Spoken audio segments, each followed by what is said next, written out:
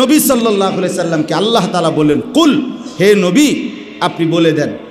সবাই রে গরম, আল্লাহ পাক বলেন কুল, আপনি বলুন, নারু জাহান্নামা আসাদ্দু হাররা, এই বান্দা, জাহান্নামের আগুনের গরম তার চাইতে অনেক বেশি।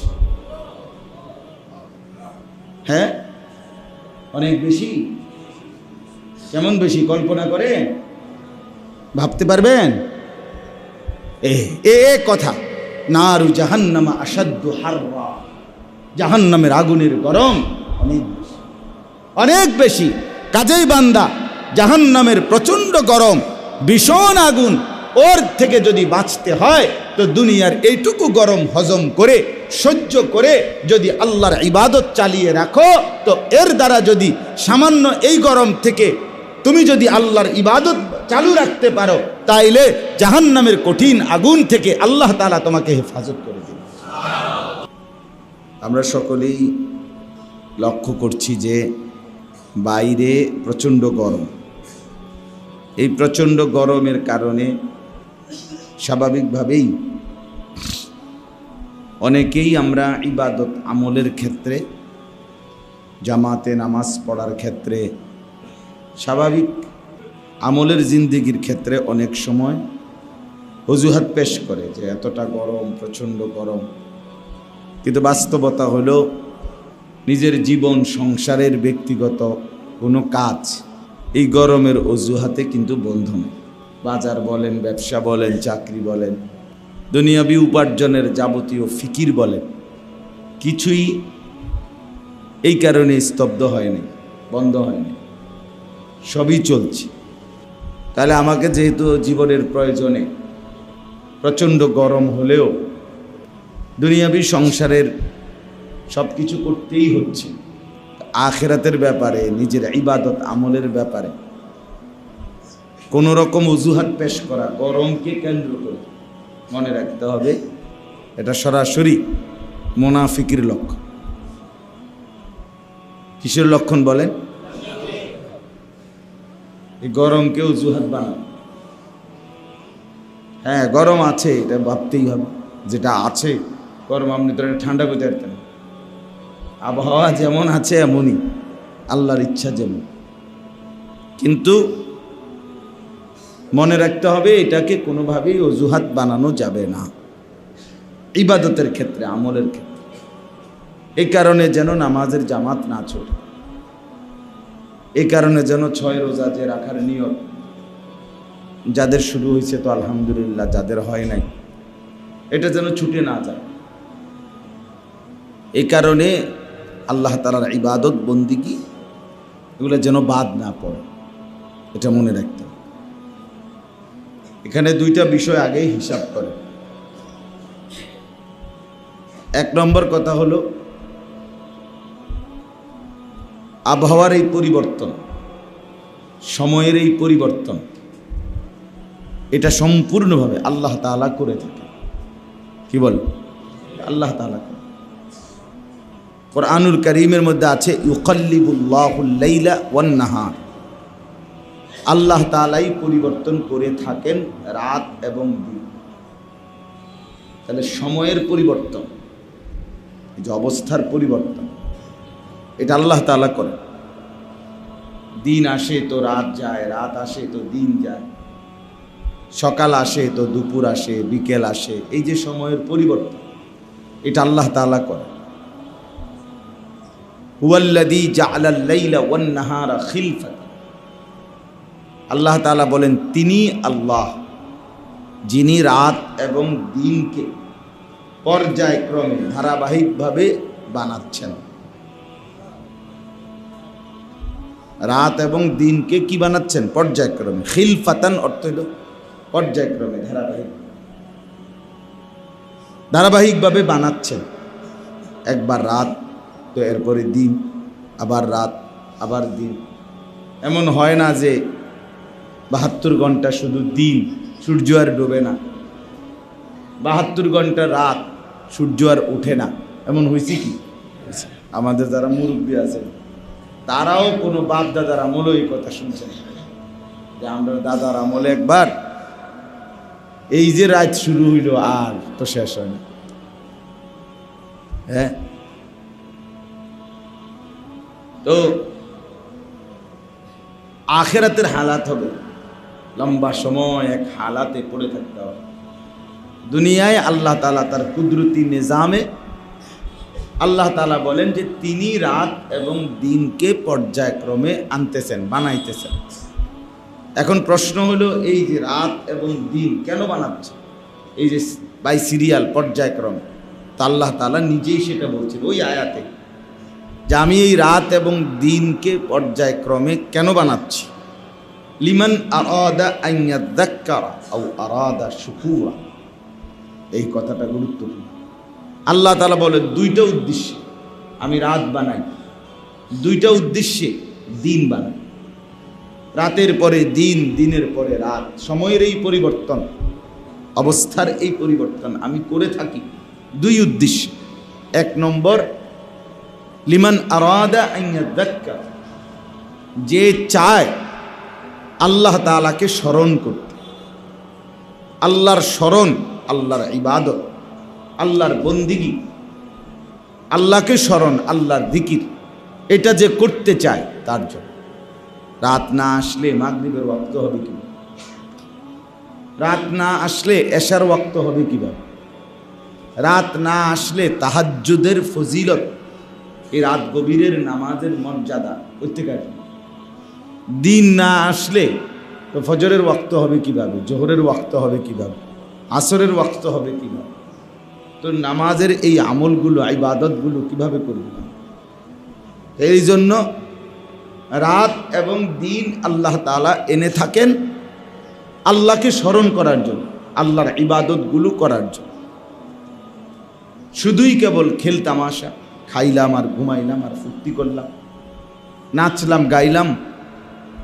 আমাদের হালাত হলো একবেলা, আমরা মনে করি অধিকাংশ মুসলমান কিছুটা সময় আমাদের কর্মের, কারো 8 ঘন্টা ডিউটি, কারো 10 ঘন্টা ডিউটি, কারো 12 ঘন্টা ডিউটি, খালাস উপার্জনের ফিকির।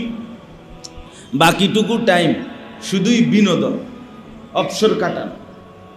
এই অফিস টাইম অফিস করছে, বা একটা নির্দিষ্ট টাইম ব্যবসা করতেছে, চাকরি বাকরি যে যেটাই করতেছে, এটা এক অংশ।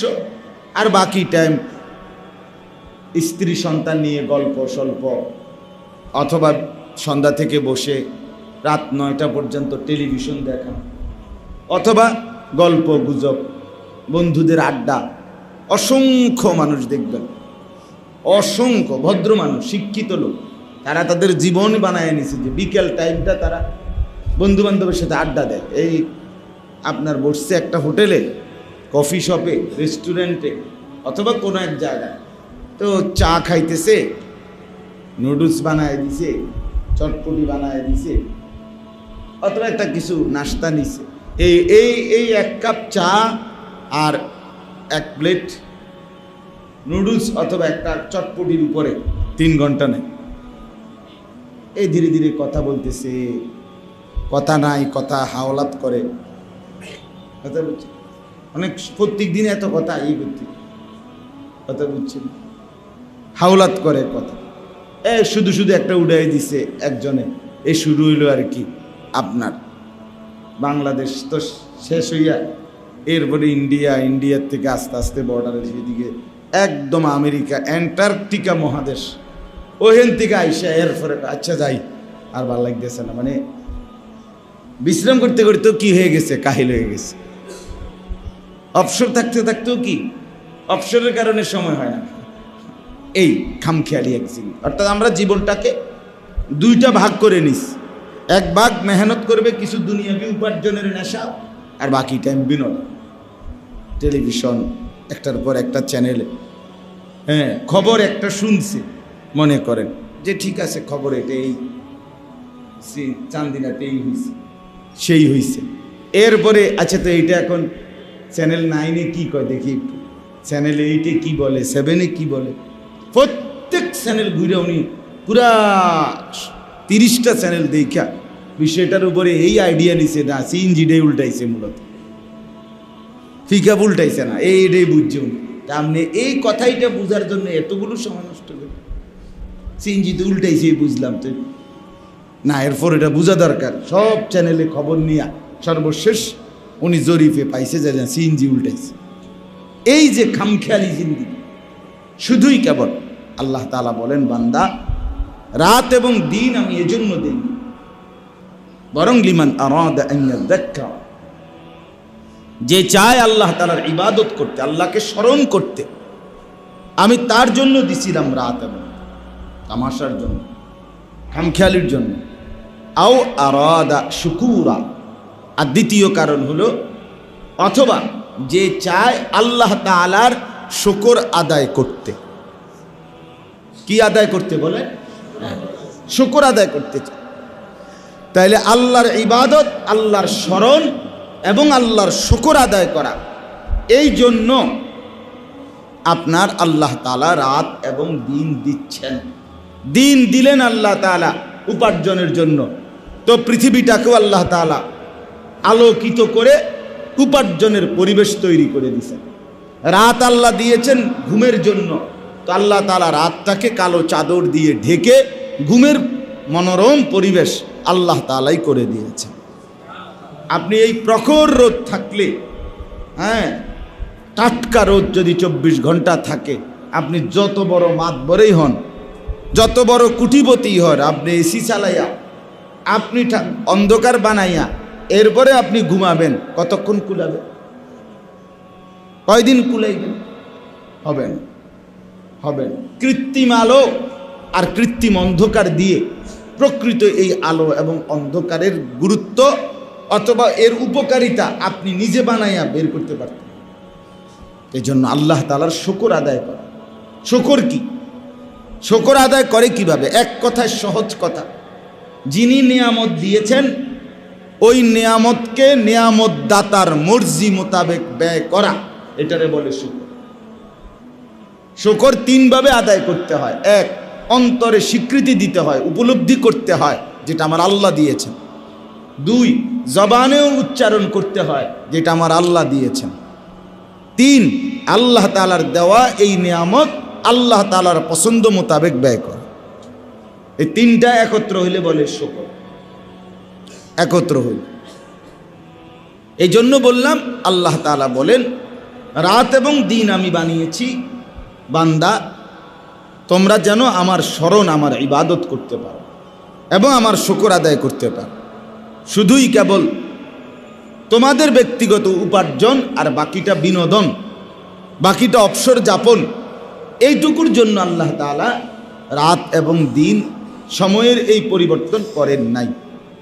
যেমন ধরেন কোরআনুল কারীমের মধ্যে স্পষ্ট আছে, ইন্নাস সালাতা কানাত আলাল মুমিনিনা কিতাবাম মাওকুতা। এই যে কোরআনের আয়াত, আল্লাহ বলেন নিশ্চয়ই নামাজ সমস্ত মুমিনদের উপরে ফরজ করা হলো কিতাবাম মাওকুতা, ওয়াক্ত হিসাব করে, সময় হিসাব করে। এখন জোহরেরই ওয়াক্ত, মানে জুমার ওয়াক্ত, আপনি এখন আসর পড়লে হবে না। এখন আসরেরই ওয়াক্ত, আপনি মাগরিব পড়লে হবে না, হবে না।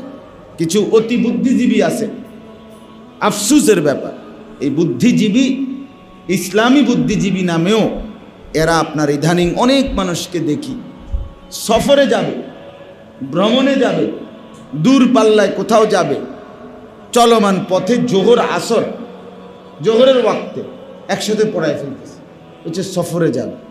সফরে গেলে জোহর আসরের ওয়াক্ত এক হয়ে যায়? আশ্চর্য কথা, আসর মাগরিব এক হয়ে যায়। তাইলে এই জন্য ওয়াক্ত আসা নামাজের জন্য জরুরি বিষয়। ওয়াক্ত আসলেই নামাজ ফরজ হয়, সময় আসতে আগে ওয়াক্ত হয়, এরপরে কি হয়? নামাজ ফরজ হয়। একসাথে বুঝি আপনি যে বাইরে অনেক ঝামেলা থাকবে, পেরেশানি থাকবে, অতএব আমি একসাথে জোহর আসর মাগরিব এশা সব করে নিতাম নাকি? আমাদের বাংলাদেশের একজন শ্রেষ্ঠ বুজুর্গ আলেম ছিলেন, ব্রাহ্মণবাড়িয়ার অনেক বড় আলেম ছিলেন, হাফেজ হজরত মাওলানা জুবায়ের আহমদ আনসারী রহমতুল্লাহ। অসাধারণ বয়ান করতেন। তার কোরআনুল কারীমের তেলাওয়াত কলিজা ছিঁড়ে যেত। ওনার কণ্ঠের কোরআন শুনলে মানুষ পাগল হয়ে যেত, এত সুন্দর কোরআন পড়তেন। আমরা অনেক বয়ান শুনছি হজরতের। অসুস্থ ছিলেন, অনেক দিন অসুস্থতার পরে ইন্তেকাল করছিলেন। তো উনি একদিন মজা করে বলছিলেন যে এক ভাতিজা, তার চাচার ঘর আর ভাতিজার ঘর পাশাপাশি। উনি সুন্দর সুন্দর ছোট ছোট গল্প বলতেন। তো রাত্রের 10টা-11টার পরে ভাতিজা শুনতেছে যে চাচায় ঘরের মধ্যে নামাজ পড়ে। এখন একটু পরেই চাচা একামত দেয়, নিজে একামত দেয়, নিজে আবার নামাজ পড়ে। কাদ কামাতিস সালাহ, কাদ কামাতিস সালাহ কইছে যে কয়েক। এখন ভাতিজা খেয়াল করলো যে কিরে একামত তো দিল মনে হয় 5-6 বার, তাই নামাজ যদি পড়ে এশা বা মাগরিব যেটাই পড়ুক, তো একামত দিবে কয়বার? একবার। তো 4-5 বার দিল কেন? একটু পর ভাতিজা গিয়ে চাচারে বলছে যে চাচা ঘটনা কি নামাজ পড়লেন যে একটু পর কাদ কামাতিস সালাহ, কাদ কামাতিস সালাহ কইলেন, যে কয়বারের এই একামত দিলেন, কি করলেন? তখন ওই চাচা বলছে গো ভাতিজা, এই যে সকাল ভোরে ফজরের আগে এই সময় যে খেতে গেছি কাজ করতে, আর একটু আগে আইছি, ফজর জোহর আসর মাগরিব এশা কোনোটাই পড়বার সময় পাই নাই, সব দিয়ে এক লগে বাই সিরিয়াল পড়ছি। এই জন্য আলাদা আলাদা একামত দিছি, যে এই জন্য বারবার তুমি কাদ কামাতি সালাহ শুনছো একটু পর। তো এরকম কাদ উনি বললেন যে এরকম আপনি আপনার কাজের কারণে আপনি 5 ওয়াক্ত নামাজের বুঝি এক করে ফেলবেন, এটা বুঝি কথা বলবেন। এই জন্য এটা খেয়াল করবেন। আমার বাপ একটা জরুরি কথা মনে রাখবেন, আমি আগেও বলছি, প্রথম দিনও মনে হয় বলছি, আজকেও আবার বললাম, কথার প্রসঙ্গে বললাম, আপনি অবশ্যই কোনো মাসআলা, দ্বীনি কোনো বিষয়ের ফতুয়া, বিষয়টাকে খামখেয়ালি মনে করেন। আপনাদের কাছে অনুরোধ করছি, জানা আমি মোবাইলে পাইছি হুজুর, আমি ফেসবুকে পাইছি, আমি ইউটিউবে দেখছি, আমি অমুক অ্যাপসের মধ্যে দেখছি, আমি অমুক হুজুরের বক্তব্য শুনছি না। আসলে বক্তব্য শুনবেন ঠিক আছে, দ্বীনি নসিহত, কিন্তু ফায়সালার জন্য আপনি এটা করবেন কিনা না ছাড়বেন কিনা, এটা একটা ফতুয়া যে কোনো বিষয়। এই ফতুয়ার জন্য মনে রাখতে হবে জীবিত সরাসরি মুত্তাকি আল্লাহওয়ালা আলেম হওয়া জরুরি। 1 নম্বরে জীবিত মানুষ মানে জীবিত হুজুর। 2 নম্বর হলো সরাসরি তার থেকে নিতে হবে, আপনি আমারে জিগাবেন, আমি আপনারে জিগাবো। আর 2 নম্বর কথা হলো ওই হুজুর যাকে আমি ফতুয়া জিজ্ঞাসা করবেন, ওই ফতুয়া দিবে যে হুজুর, তাকে আপনি আগেই সিলেক্ট করে বের করতে হবে যে সে মুত্তাকি কি, তাকওয়াবান কিনা, বলে যা তা আমল করে কিনা, চেহারা সুরতে চলনে বলনে, হ্যাঁ সে দিনদার কিনা। বলে এত কিছু টোয়ানের সময় কি, সময় কই হুজুর? আপনি যে মাছ কিনতে পুরা বাজার করেন কেন, এত সময় পান কই? এই মিয়া বলেন না কেন? আপনি যে সামান্য মূলা একালি কিনবেন, আপনি পুরা বাজার হাঁটেন কা? ঘটনা কি? সামনে জিডা ফার্মটা লই আনা লাগবেন, ফসাও, এত সময় আপনার কই? আপনার যে মূলা কিনতে টাইম আছে, আপনার ফাঙ্গাস 1 কেজি কিনবেন, এটা আবার এত কিছু কি চান? ফাঙ্গাসে না, এটা কিনে না লইয়া ফেলবেন।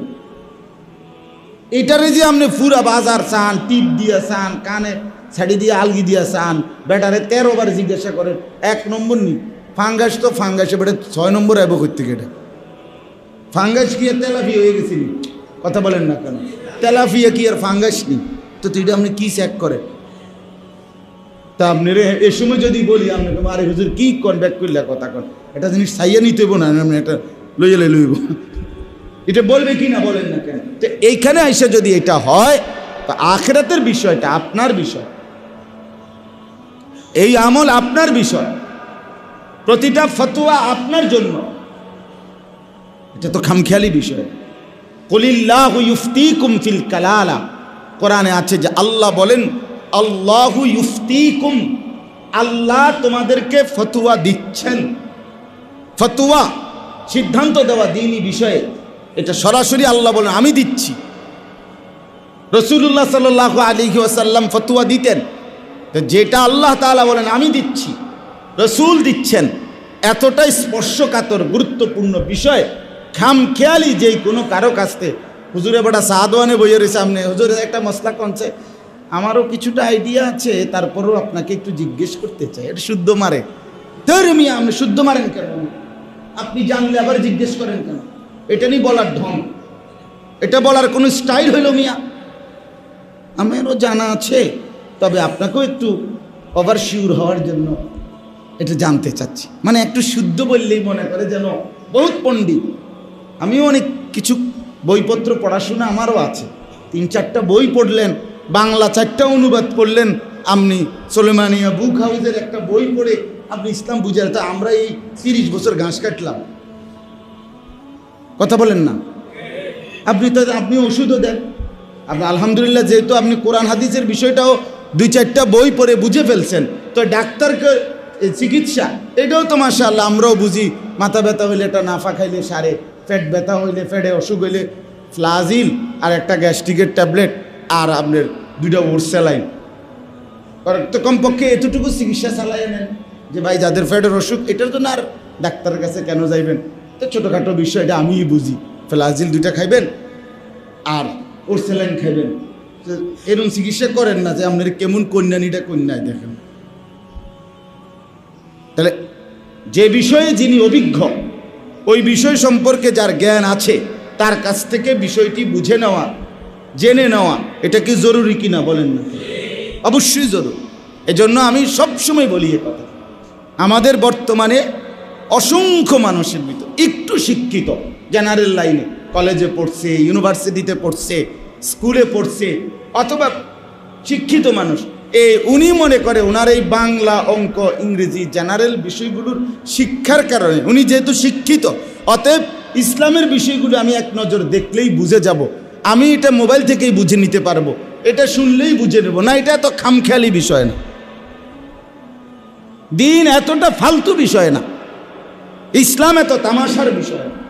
কোরআনুল কারীমের এক শব্দ আপনি বাংলা অনুবাদ পড়ার পরেও কিচ্ছু গোড়ার দিন বুঝতেন না, আমি বলি তাই। আপনি বাংলা অনুবাদ পড়ার পরেও রাসূলুল্লাহ সাল্লাল্লাহু আলাইহি ওয়াসাল্লামের হাদিসের ব্যাখ্যা আপনি বুঝতেন না, আমি বললাম। আপনি তর্ক করলে আইয়ে বসেন, আমি বুঝাই জুমার পরে বলেন, তর্ক করলে আমি তর্ক করতেও রাজি, যে না আমি যে কোনো কথা আপনি বুঝতেন না। একই হাদিসের মধ্যে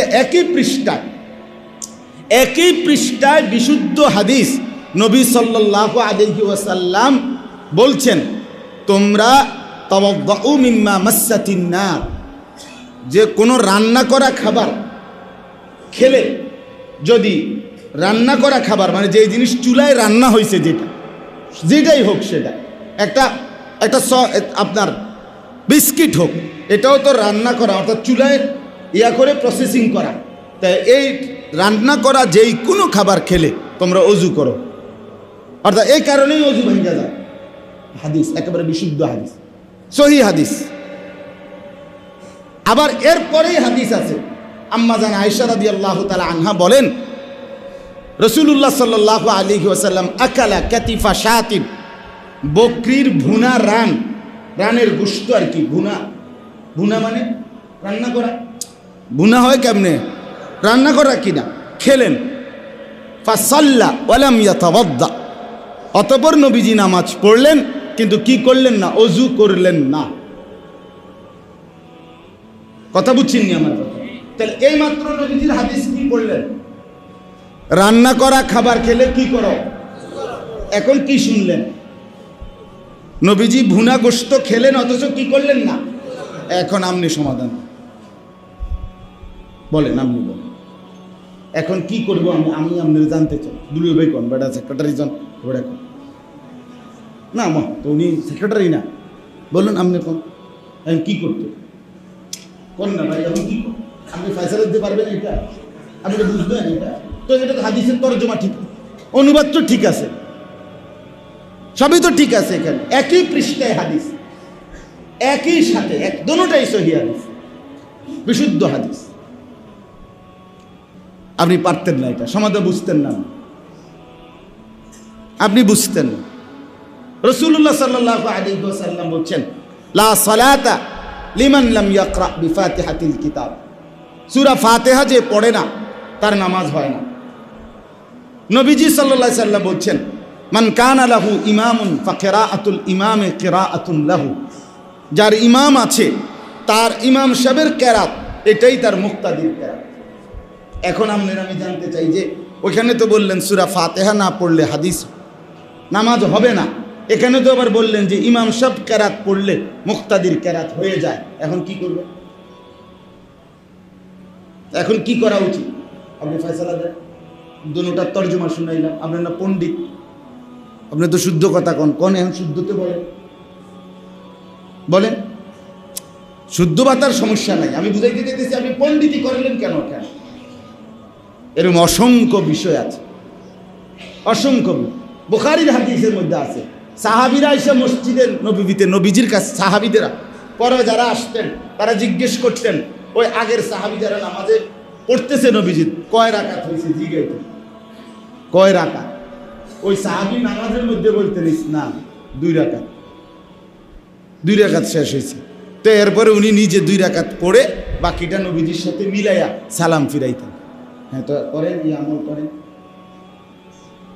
কথা বলেন না কেন? এটা হাদিস, সহিহ হাদিস। নামাজের সময় জিগাইবেন যে ভাই কয় রাকাত আছে, জিগাবেন তো? নামাজ চলাকালীন জিগাবেন আপনি? তাহলে এই ফয়সালাটা নিশ্চয়ই আপনি কোনো আলেম থেকে বুঝছেন, বুঝতে হবে না আপনাকে। উদাহরণ এরকম অসংখ্য বিষয়, অসংখ্য বিষয়। আরে বুখারীর হাদিস আছে, রাসূলুল্লাহ সাল্লাল্লাহু আলাইহি ওয়াসাল্লাম নামাজ পড়ছেন এই অবস্থায় যে ওনার পায়ে জুতা। ওনার পায়ে কি ছিল? সাহাবায়ে কেরামের পায়েও জুতা ছিল। তো নবীজি জুতা খুলে ফেললেন, সাহাবীরাও জুতা খুলে ফেললেন। তো আপনি পড়ে জুতা পরিধান করে আসেন, মসজিদে ঢোকেন। তো বুখারীর হাদিস, সহিহ হাদিস। বুখারীর হাদিস সহিহ হাদিস না? তো আসেন, কি হবে তখন? দিন তাহলে ওলামায়ে কেরাম, মুফতিয়ানে কেরাম, এটা জরুরি বিষয়, খামখেয়ালি বিষয়। আমি অনুরোধ করলাম, নিজে নিজে ইসলামকে এতটা আপনি সামান্য, যৎসামান্য মনে করেন। কোরআনুল কারীমের এল, সুন্নাহর এল, এটা হলো বিশেষ এলেম। ওয়াল কোরআনিল হাকিম, হিকমতপূর্ণ, প্রজ্ঞাপূর্ণ, বিশেষ জ্ঞান। এই জন্য যে বিজ্ঞান, বিশেষ জ্ঞান, স্পেশাল আলাদা বিষয়। আর এইটাকে আমরা যেই পড়ালেখা এমনি বাংলা, অঙ্ক, ইংরেজির এই স্বাভাবিক পড়া, এটাকে তো জেনারেল শিক্ষা বলেন। আপনারাই তো বলেন জেনারেল শিক্ষা। তো জেনারেল মানে কি? সাধারণ শিক্ষা। তার মানে তাহলে বোঝা গেল এর উপরে স্পেশালিটি কোনো শিক্ষা আছে, এর উপরে কিছু একটা আছে, সেটা কোরআন। সেটা কি বলেন না কেন? হ্যাঁ হ্যাঁ, ওইটাই স্পেশাল। নাহলে ওই এটারে কোন জেনারেল, জেনারেল বলবেন কেন? বাংলা, অঙ্ক, ইংরেজি বইয়ের এই পড়াইগুলোরে জেনারেল শিক্ষা বলেন কেন? আপনারাই তো বলেন যে হুজুর আমরা জেনারেল লাইনের মানুষ, বলেন না কথাটা? আমরা জেনারেল শিক্ষায় শিক্ষিত। তো কি বুঝাইতে চাইবেন? আপনি তো বললেন আপনি সাধারণ শিক্ষায় শিক্ষিত। কোরআন এবং সুন্নাহ এটাই ইমানদারের কাছে স্পেশাল জ্ঞান, বিশেষ জ্ঞান। অতএব এটা জরুরি বোঝা দরকার। দিন জীবন্ত, সরাসরি মুত্তাকি, জীবিত সরাসরি মুত্তাকি। ব্যক্তির অবস্থা অনুপাতে ফতুয়া ভিন্ন হয়। কথা বুঝছেন কিনা বলেন? এটা খেয়াল করতে হবে। এটা আমরা মাসআলার ক্ষেত্রে কি বলি, খেয়াল করি। সবাই 40 বছরের বয়স্ক মানুষ তার ফতুয়া, আর 20 বছরের যুবকের জন্য ফতুয়া এক কথা না। কথা বুঝছেন? আমার একজন বয়স্ক জিজ্ঞেস করেন, হুজুর আমার একটা আমল বলে দেন যেটা আমার আখেরাতে অনেক উপকার হবে। আমি ওনারে বললাম, মনে করেন আপনি সারাক্ষণ আল্লাহ পাকের তাসবিহ পড়ুন। কারণ আমি জানি উনি বয়স্ক মানুষ। একই লোক, এই ছেলেটা আমারে বলল, হুজুর আমার একটা আমল বলে দেন যেটা আমার আখেরাতে ভীষণ উপকার হবে। আমি তারে বললাম, সর্বদা চোখের হেফাজত করবা, কোনো ভিন নারীর দিকে তাকাইবা না। আপনি বলেন এটার উদ্দেশ্যের মধ্যে ভিন্নতা আছে না? ওনারা যে কারণে বলছি তাসবিহ পড়বা, পড়বেন, কারণ ওনার বয়সের তারতম্যের কারণে। আর ওই হলো ইয়াং ছেলে, তার নজর সারাক্ষণ থাকবো কোন দিকে, বেরিয়ে দিকে। স্বাভাবিক, আমি হেতেরে কইটা তোমারে কইটা মানে বুঝাইলাম। তাইলে বলার উদ্দেশ্য কি, অবস্থার ভেদে, ব্যক্তির অবস্থার ভেদে আপনার কি হয়, সিদ্ধান্ত ভিন্ন। তাহলে ফতোয়া এটা শুধু কেবল মোবাইল থেকে দেখে, ফেসবুক থেকে দেখে, ইউটিউব থেকে দেখে, বাংলা অনুবাদ পড়ে আপনি বুঝতেন, আপনি বুঝবেন। একই ডাক্তার, FCPS, একই মেডিসিন বিশেষজ্ঞ ডাক্তার, উনি যদি এই 1 ঘন্টার ভিতরে 20 জন জ্বরের রুগী আপনি রুগী দেখে, আজকেই দেখছে, একই সময়ে একসাথে বাই সিরিয়াল আপনি 20 জনের প্রেসক্রিপশন নিয়ে দেখেন, যদিও সবার রোগ সেম, জ্বর ঠান্ডা কাশি লাগিয়া রয়েছে, এবং উনিও একই বিষয়ের ডাক্তার, মেডিসিন বিশেষজ্ঞ ডাক্তার, কিন্তু 20টা প্রেসক্রিপশনের ঔষধ জীবনও এক হবে না।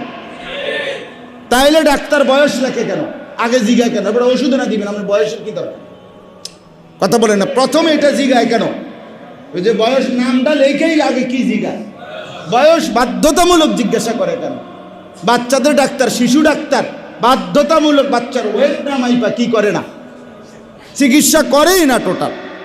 আগে প্রথম দায়িত্ব, যে আমি কুমিল্লা ক্যান্টনমেন্টের আমাদের ডাক্তার মিজান সাহেব, ও রুগী নিলেই উনি শিশু বিশেষজ্ঞ ডাক্তার, আগে ওয়েট মাপাইয়া ওইটা ওরা লেখা দেয়, এরপরে এই কাগজটা টোকেন এটা নিয়ে কি করতে হয় ওনার কাছে ঢুক। এটা গুরুত্বপূর্ণ বিষয়, বয়স এবং ওয়েট, ওজনটা। তাইলে এই জন্য আমি কথাটা লম্বা করলাম, আমরা প্রত্যেকেই এটা খেয়াল করতে হবে। দিন শিখতে হয়, ওলামায়ে কেরামের কাছ থেকে সরাসরি জানতে হয়। ইসলাম কোনো খামখেয়ালি বিষয় না। ওযু, নামাজ, রোজা, জিকির, তেলাওয়াত, দ্বীনি ফাজাইল, মাসাইল, দ্বীনের বিষয়ে ফতোয়া, আপনার একটু ভুলের জন্য হতে পারে আপনার 40 বছরের নামাজ বেকার। আপনি একটু জানলে সুন্নতের সওয়াব পাইতেন, আপনি খামখেয়ালি করছেন। নামাজে একামত যখন দেয়, তখন একামত অবস্থায় নামাজের মধ্যে দাঁড়াইয়া এইভাবে হাত রাখা, এমনি ধরে রাখা, এটা সম্পূর্ণ সুন্নতের খেলাফ। সুন্নাত হইল নবী সাল্লাল্লাহু আলাইহি ওয়াসাল্লামের হাত 2 দিকে ছড়াইয়া রাখা একামত চলাকালে। তো মনে করেন এটা কি খুব ভারী কোনো কাজ ছিল? এই কামটা কি খুব কঠিন কোনো কাম ছিল? কিন্তু আপনি যদি এটা জানতেন, বুঝতেন, তাহলে আপনি সারা জিন্দেগি সুন্নত আদায়ের এই সওয়াব পাইতেন না। তো নামাজের মধ্যে যদি পিছন দিয়া দুই পাও কিছুক্ষণের জন্য উঠে যায়, এই পায়ের তালু দোনোটাই যদি উঠে যায় নামাজের মধ্যে, তো মনে করেন সেজদা দিতে গিয়ে দোনো ঠ্যাং উঠে গেছে, আপনার নামাজ বাতিল। সৌ সেজদা দিলেও হবে না। কিয়াম ছুটে যাওয়া, নামাজের দাঁড়ানো ছুটে গেলে ফরজ কি হয়ে যায়? ছুটে যায়। আর ফরজ বাদ দিলে, ফরজ যদি কারো ছুটে যায় তাহলে সহু সেজদা দিলেও হয় না। ওয়াজিব ছুটে গেলে কি দিতে হয় বুঝছেন না? মনে করেন তো আপনার নামাজটা হলো তো হয়েছে না, তাহলে আপনি কেমনি বুঝবেন? আপনি জিন শিখতে হবে, আবার দেখাইতে হবে, আবার দেখাইতে হবে। আমার বাপ, এখানে শুধুই কেবল ভদ্রতা, অথবা শুধুই কেবল লুকোচুরি, অথবা শুধুই কেবল নিজেকে অহংকার, যা এগুলো ছোটোখাটো বিষয়, এই সমস্ত বিষয় হুজুরদেরকে আর জিজ্ঞেস করবে কে? এটা করে নিলেই তো হলো, জি না করে নিলেই হলো না। কথা বলেন না কেন? এটা করে নিলেই হলো না, এটা দিন, এটা গুরুত্বপূর্ণ। এটা অজু হোক, সামান্য অজু না, অজু সামান্য না, আপনি অজুকে সামান্য মনে করেন না। রাসূলুল্লাহ সাল্লাল্লাহু আলাইহি সাল্লাম বলেন, বান্দা যখন অজু করে তো অজুর প্রতি ফোঁটা থেকে তার গুনাহগুলো আল্লাহর রাসূল বলছে ঝরে পড়ে। তাইলে হাত্তা মিন তাহতা ইদফারি আদফারিহি, তার আঙ্গুলের নখের, এই নখের মাঝ দিয়েও আপনার গুনাহ ঝরতে থাকে। আমরা খামখেয়ালি মনে করছেন? রাসূলুল্লাহ সাল্লাল্লাহু আলাইহি সাল্লাম বলেন, যে ব্যক্তি গরমে ঠান্ডায় সর্বাবস্থায় ভালোভাবে অজু করে, কষ্ট হলেও ভালোভাবে অজু করে, ইসবাগুল ওযুএ আলাল মাকারি, প্রচণ্ড শীত ঠান্ডার মধ্যেও কষ্ট করে অজু করে, রাসূল সাল্লাল্লাহু আলাইহি সাল্লাম বলেন যে আল্লাহ তাআলা তাকে যুদ্ধের ময়দানে মুসলমানদের সীমান্ত প্রহরা দিলে যেই নেকি, ওই নেকি দান করে। এই যে বিজিবি বর্ডার গার্ডের যেই দায়িত্ব, সীমান্ত প্রহরার, মুসলিম সীমান্ত প্রহরার সওয়াব দান করুন। আপনি এটা ছোট মনে করে ফেললেন ওযুটারে। রাসূলুল্লাহ সাল্লাল্লাহু আলাইহি ওয়াসাল্লাম সাহাবীদেরকে বললেন, কিয়ামতের দিন আমার উম্মত হবে সবচেয়ে বেশি এবং আমার উম্মতের প্রত্যেক সদস্যকে আমি চিনব। আমার ঈমানদার উম্মতকে আমি কি করব? চিনব। সাহাবীরা জিজ্ঞেস করলেন, ইয়া রাসূলুল্লাহ, আপনি আপনার এই কোটি কোটি মানুষের মধ্যে আপনার ঈমানদার উম্মত আপনি কেমনে চিনবেন? রাসূলুল্লাহ সাল্লাল্লাহু আলাইহি ওয়াসাল্লাম বলেন, আমার উম্মতের ঈমানদাররা নিয়মিত যে ওযু করত, এই ওযুর জায়গাগুলো ওযুর কারণে কিয়ামতের ময়দানে একবারে মণি মুক্তার মতো উজ্জ্বল হয়ে আলোকিত হয়ে ঝলঝল করতে থাকে। আমি সেটা দেখে দেখে চিনব, এটা আমার গুররাম মুহাজ্জালিন বিআথারিল ওযু। তো ওযু খামখেয়ালি কতগুলো ফজিলত এটার সাথে সম্পৃক্ত, এটা কি শিখতে হয় না? বলেন কয়জনে শিখছেন? বলেন ইনসাফের সাথে বলেন। একজন হক্কানি আল্লাহওয়ালা আলেম থেকে ওযুটা দেখাইছেন, হুজুর আমার ওযুটা একটু দেখেন। আমি তো আল্লাহর কসম করে বলি, আজ থেকে 5 বছর আগেও, 4 বছর আগেও, 3 বছর, এখনো প্রতি বছর, এখনো এই বয়সে আইসাও প্রতি বছর আমার খুলনার হজরত, বাংলাদেশের অন্যতম একজন বুজুর্গ আরেফ বিল্লাহ হজরত মাওলানা মুফতি নুরুল আমিন সাহেব হজরতের কাছ থেকে সরাসরি আমরা ওযু শিখছি, এখনো শিখতে থাকছি, এখনো শিখতেছি, এখনো শিখতেছি। হজরত তার খানকায় সরাসরি বিভিন্ন মাহফিলও অনেক সময় বালতি আইনা, রুমাল দিয়া শরীর ঢাইকা, মানে এ সাইডে ঢাইকা বালতি দিয়ে আইনা ওযু করে মগ দিয়ে ডাইরেক্ট দেখায়, ওযু করে দেখায়, শেখায় যে ভাই এটা শিখতে হয়, দিন শিখতে হয়। যে যাই হোক, আমি ওই কথার থেকে চলে গেছিলাম যে আল্লাহ তাআলার শুকর আদায় করা, আল্লাহ তাআলার দেওয়া নিয়ামত আল্লাহ তাআলার মর্জি মোতাবেক ব্যয় করা, এটাকেই বলা হয় শুকরের প্রকৃত কি হাকিকত। অর্থাৎ শুকর আদায় করলেন কিনা আপনি, এটা বোঝা যাবে আপনি বিড়ি খাইতে খাইতে, সিগারেট খাইতে খাইতে, টেলিভিশনে চাইতে চাইতে আরেকজনরে বলতেছেন গপ মারতে মারতে, আল্লাহ তাআলা দিছে আমারে ভাই, অনেক কিছু দিছে, আল্লাহর রহমত, আলহামদুলিল্লাহ, আলহামদুলিল্লাহ। এই বিড়ি খাই না আলহামদুলিল্লাহ, সিগারেট খাই না আলহামদুলিল্লাহ, এগুলো তো তামাশা করলেন, এটা রবের সাথে এটা তামাশা করলেন, আল্লাহ তাআলার দেওয়ার সাথে এটা আপনি মস্কারি করলেন, এটা ইনসাফ হইল? আল্লাহ তাআলা আমাদেরকে বুঝ দান করেন। তাইলে ওই আবার পেছনের কথায় আসেন। আমি বলছিলাম, যে কথার থেকে শুরু করছিলাম, সময়ের যে কোনো হালাত, প্রচণ্ড গরম এখন, এই কথার থেকে গেছিলাম আমি। এই প্রচণ্ড গরমের ভিতরেও সাংসারিক জীবনের, ব্যক্তিগত জীবনের কি বাদ গেছে? বাজার বন্ধ, ব্যবসা বন্ধ, রাতের ঘুম বন্ধ, স্ত্রী পরিজনের সাথে সময় দেওয়া এটা বন্ধ, চাকরি বন্ধ, তো নির্বাচনী প্রচারণা বন্ধ, তো নামাজ বন্ধ হবে কেন? নামাজ ছুটবে কেন? এই গরমে বুঝি মানুষ মসজিদে যায়, তো কোন গরমে যায় আপনি কোন? এটা কোন বছর মানুষ মসজিদে যাবে বলেন? এই জন্য কোনোভাবেই এই প্রচণ্ড গরমের ভেতরেও এক ওয়াক্ত নামাজ, একটি ইবাদত খামখেয়ালি করলে হবে। বলেন ইনশাআল্লাহ। এবার আমি ওই উদাহরণটা দিই, তাইলে আপনারা বুঝবেন। এই ঘটনাটা বললে আমার কথা শেষ। সংক্ষেপে বলছিলাম আমি যে কথাটা, যে প্রচণ্ড গরমের কারণে ইবাদতের মধ্যে অলসতা করা, এটা মুনাফিকের চিহ্ন। মনে আছে না এই কথাটা? কিসের চিহ্ন বলেন?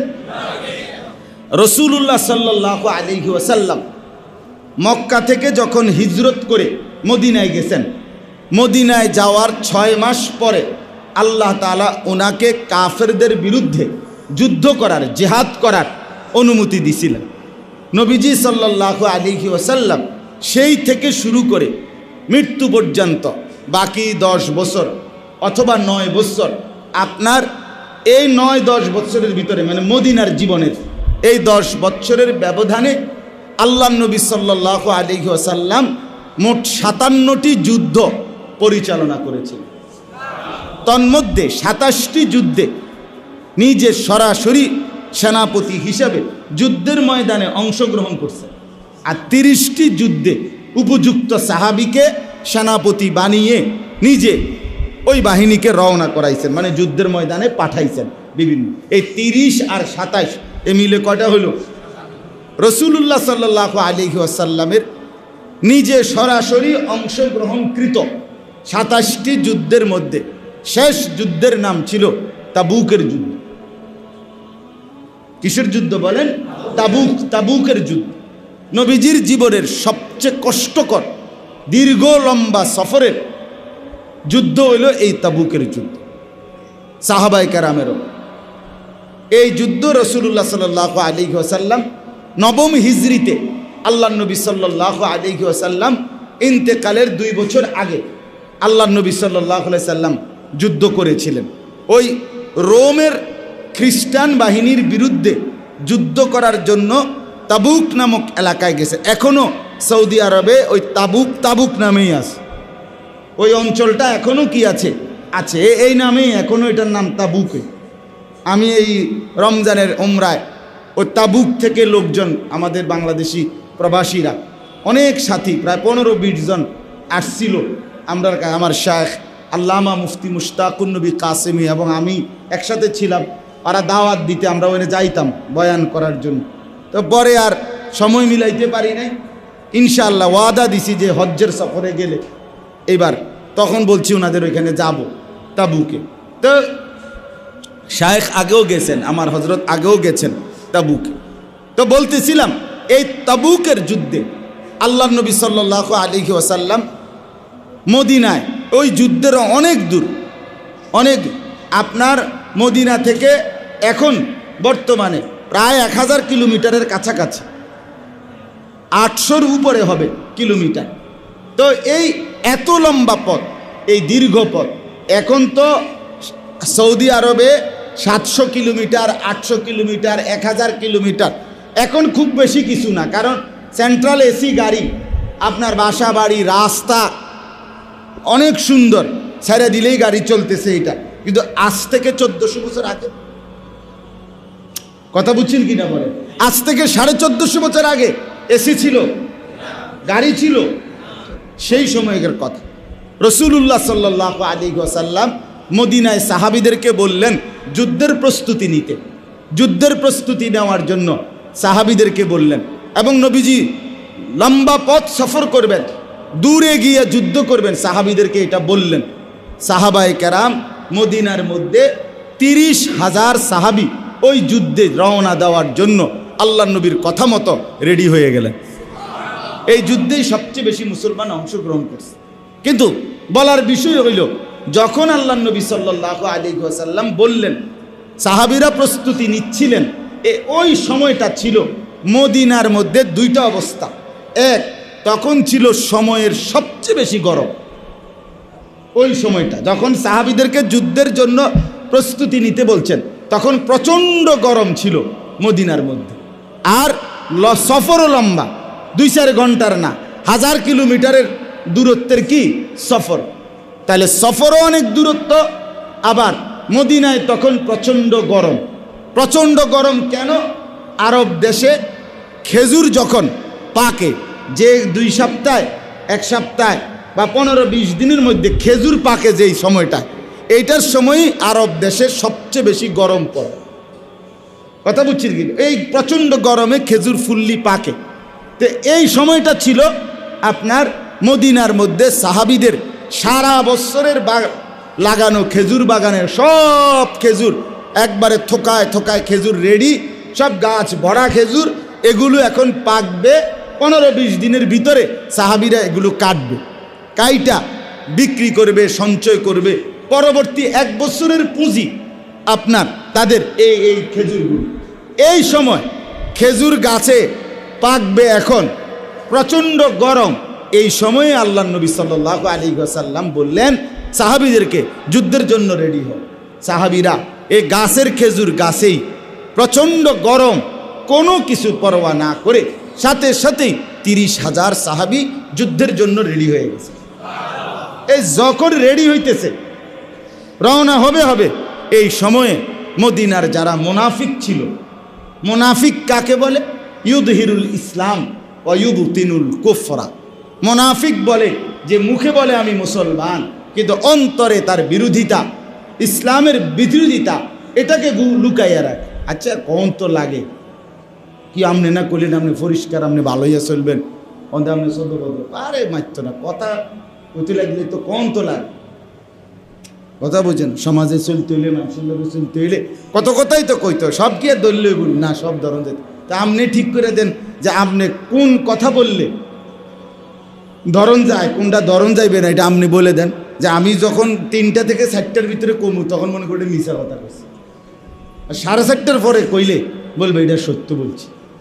এইটা আপনি ঠিক করে দেন যে আপনার কোনটা বাটফারি কথা আর কোনটা আসল কথা কোন। এক মুমিন, এক মুসলমান এরকম হইতে পারে, কথা বলেন না। তো এটা মুনাফিক বলে যে মুখে বলছে মুসলমান, কিন্তু অন্তরে তা কি করে বিপরীত। তো এরা এই মদিনার মধ্যে যারা মুনাফিক পরিচয়ধারী মুসলমান, এরা হাইটা হাইটা, সাহাবিরা সব রেডি হইতেছে, ঘোড়া রেডি করাইতেছে, যুদ্ধের অস্ত্র শান দিতেছে, এটা হুলস্থুল চলতেছে না মদিনায়। তো এই মুনাফিকগুলো হাইটা হাইটা, তারা কোরআনের আয়াত সরাসরি হাইটা হাইটা বলতে লাগলো, হায় হায় রে কি আরে আবহাওয়ার অবস্থাটা দেখছুনি, গরমটা দেখছুনি, একটা বুদ্ধি বিবেচনা খাটাইয়া তো একটা যুদ্ধ করতে হয় নাকি, একটা যুদ্ধ করে লেলেই হয়। কোন সময় রওনা দিলা তোমরা? এই সময় মানুষ বুঝি রওনা দেয়। এ তো তোমরা তখনকার সময় আমরা কিতাবে পড়ছি, মদিনা থেকে সাহাবিদেরকে নিয়ে আল্লাহ নবী সাল্লাল্লাহু আলাইহি সাল্লাম 15 দিন, মোট 17 দিন বা 15 দিন আপ ডাউন করতে সময় লাগছে এই তাবুকের যুদ্ধ। তো এই মুনাফিকরা হাইটা হাইটা বলতেছিল, লা তানফিরু ফিল হার, এই কোরআনের আয়াতে, তোমরা এই গরমের মধ্যে কোনোভাবেই বের হইও না। এই গরমে তোমরা যুদ্ধে, তোমরা ক্যান্টনমেন্ট যাওয়া তো দূরে থাক, নিমসার কোরফাই থাকতে তো সব কাইতেই যাবে, ঠিক না? মানে এতটা গরমে তোমরা সব তো পড়বা, মরে যাইবা, কাজে এই গরমে বের হইও না। এই তাইলে প্রচণ্ড গরমে আল্লাহর রাস্তায় যুদ্ধের জন্য বের হইও না, ইবাদতের জন্য বের। জিহাদ, আল্লাহর রাস্তায় যুদ্ধ, এটা ইবাদত কিনা? কথা বলেন না কেন? এটা ইবাদত কিনা? ইবাদত, ইবাদত। এটাকে শুধু কেবল আপনি মিথ্যা অপপ্রচার দিয়ে, ইউরোপীয় কথা বলে আপনার বেঈমান মুশরিকরা একদম ভুলাইয়া দিলে কশ্চিন কালেও ইসলামের জিহাদ, ইসলামের যুদ্ধ, আল্লাহর জন্য জানবাজি রাখার সংগ্রাম, এটা বন্ধ হয় না। হ্যাঁ, আপনারা যেই সমস্ত মানুষের জানমাল নিরাপত্তা নিয়ে ভাবে, ওরা ওলামায়ে কেরাম থেকে বলে নেক, শুনে নেক যে আপনারা বলেন ইসলামে জিহাদ কি, এটার প্রকৃত অর্থ কি, তো এরপরে বলেন যে অমুক হক্কানি রব্বানি আল্লাহওয়ালা মুত্তাকি দিনদার আলেম প্রকাশ্যে মাহফিলে, বয়ানে, মসজিদে অমুকখানে বলছে, নিজ অনুসারী বা উপস্থিত শ্রোতাদেরকে আপনারা গিয়া আদালত ভবন উড়ায় দিবেন, আপনারা গিয়া ওইটা উড়ায় দিবেন, এটা বলছে কোন হুজুরে? আপনি সেটা বলেন, কথা বলেন না কেন? তাহলে আপনি অনর্থক মিথ্যা কথাকে আপনি সমস্ত আলেমদের উপরে, হুজুরদের উপরে চাপাই দিবেন কেন? কথা বলেন না কেন? চাপাই দিবেন কেন? এটা অন্যায় কথা। তাহলে এই জন্য আপনার এই মুনাফিকরা বলল যে গরমের মধ্যে তোমরা বের হইও না, এই শেষ কথাটা হইল। তখন আল্লাহ তাআলা কোরআনুল কারীমের মধ্যে এই মুনাফিকদের আচরণের জবাবে আল্লাহ একটা কথা শুধু বলছে, এটা এখন আমাদের জন্য সবক। আপনারাও এটা শুধু শুনেন, এই কথাটা বলার জন্য এতগুলো কথা বললাম। নবী সাল্লাল্লাহু আলাইহি সাল্লামকে আল্লাহ তাআলা বলেন, কুল, হে নবী আপনি বলে দেন সবাই রে গরম। আল্লাহ পাক বলেন কুল, আপনি বলুন, নারু জাহান্নামা আসাদ্দু হাররা, এই বান্দা জাহান্নামের আগুনের গরম তার চাইতে অনেক বেশি। হ্যাঁ, অনেক বেশি। কেমন বেশি কল্পনা করে ভাবতে পারবেন? এ কথা, নারু জাহান্নামা আসাদ্দু হাররা, জাহান্নামের আগুনের গরম অনেক বেশি, অনেক বেশি।